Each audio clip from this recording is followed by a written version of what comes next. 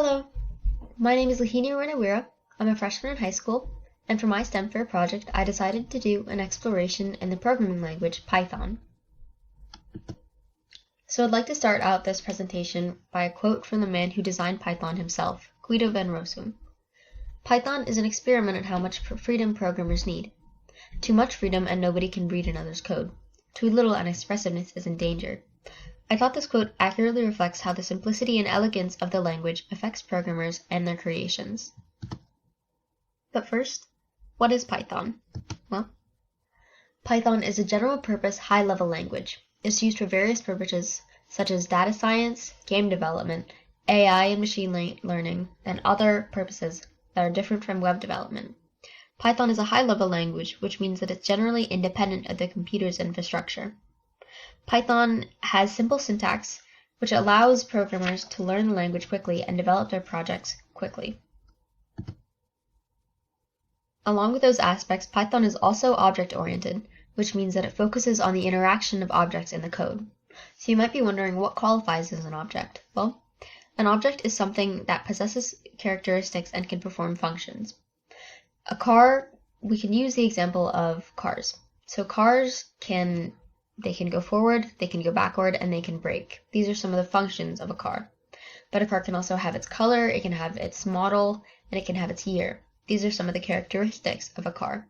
So a car's functions and characteristics interact with the functions and characteristics of the road, the driver, and other aspects of our world in order to create a functional driver and to have its place in our world. Similarly, objects in code interact with other objects in the code in order to create a functional program. So let's get into a brief history of Python. Python was created by Guido van Rossum, who began developing the language in about 1989. It succeeded the ABC programming language, which was capable of exception handling and interfacing.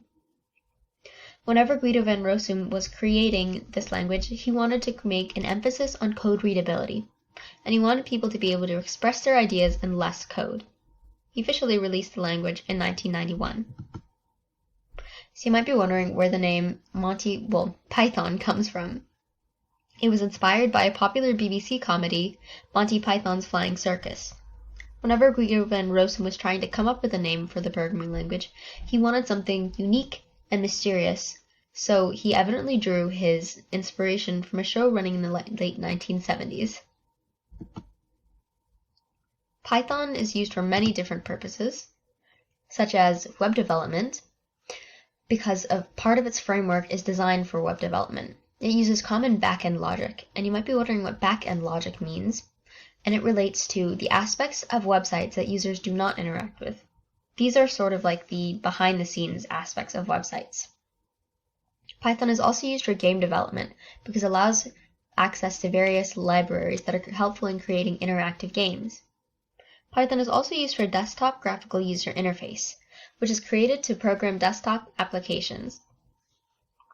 There are many libraries that allow desktop graphical user interface, but the one that I created in my program that I will be showing later is the Tinker library.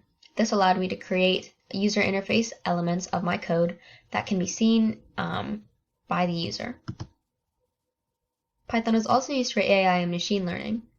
Previously, computers had to learn from their past experiences, but Python allows programmers to create environments where computers can learn by themselves.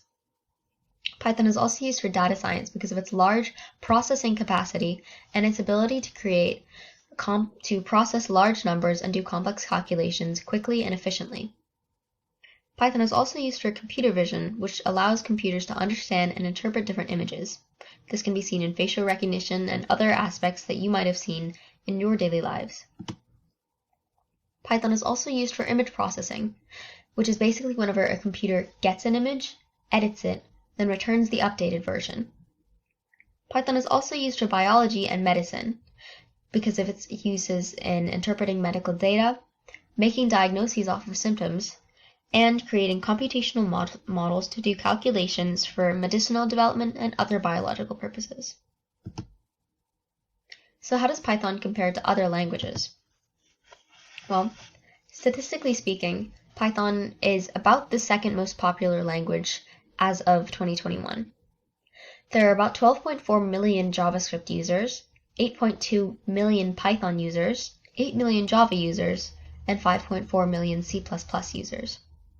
These are just some of the languages that I chose to compare Python to, but keep in mind that there are hundreds of other languages that programmers may use. So let's compare Python versus JavaScript. Python has simple syntax, and it's a popular choice for data scientists and machine learners. As stated earlier, it's popular for back-end aspects of web development, while JavaScript is a little bit more designed for front-end web development, which is basically aspects of websites that users are more prone to interacting with. So both languages were designed for different tasks, but they both perform their respective positions well. So Python is a dynamically typed language, which means that it types objects as the code is being executed. Java, however, statically types, which means that it checks the types of objects before runtime. Its script can be run a little bit faster, but Python takes a little bit less time in order to be created. Java is more difficult to learn because of the complexity of the language, but it offers better software stability because of its ability to handle specific complex tasks. So C++ is a very complex language, and it allows better memory management, which means that it can allow better use of applications, and it allows multi-device and multi-platform application development. Python has simple syntax, and its project can be developed very rapidly because of its elegance. So C++ is a lot more complex, but it has many capabilities and is quite adaptable, while Python is a little bit more simpler and can be developed much more rapidly than C++ projects. So where can you find Python in your daily lives?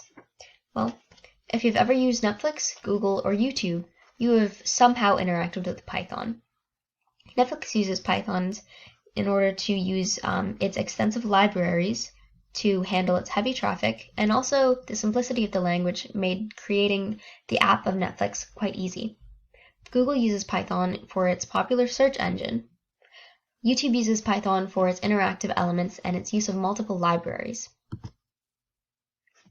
Instagram interface is created almost exclusively with Python. It needed a very clear, logical design, and Python's simplicity allowed it to create that. Pinterest actually started with Python, and it uses multiple Python libraries for communication and configuration.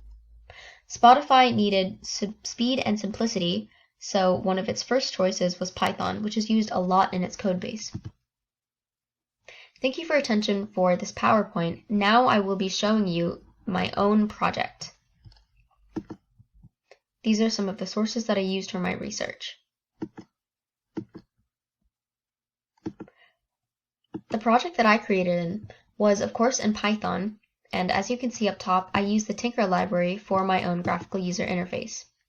You can see the interaction of different objects in this code, such as labels, entry points, root windows, and other objects. I used several functions and other aspects of computer science to create my program. If we run the program, you can see that this window right here is my graphical user interface. If you enter your English text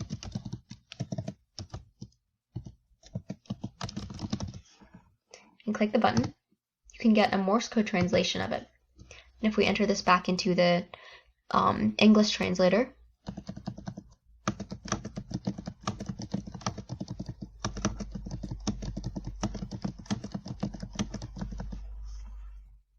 and hit the button, you can see that the English translation comes back out. This is my own creation that I learned after researching Python. Thank you so much for your attention. I thoroughly hope you enjoyed my presentation.